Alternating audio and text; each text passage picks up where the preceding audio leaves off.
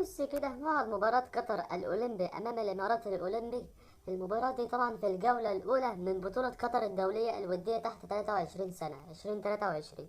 المباراة دي بإذن الله هتتلعب النهاردة الأربعاء 22/3/2023 الساعة 9 مساء بتوقيت مصر وليبيا والسودان وفلسطين، 10 مساء بتوقيت قطر والسعودية والكويت وقطر والبحرين واليمن والعراق وسوريا والأردن ولبنان، و11 مساء بتوقيت الإمارات وعمان، و8 مساء بتوقيت تونس والجزائر والمغرب، 7 مساء بتوقيت موريتانيا.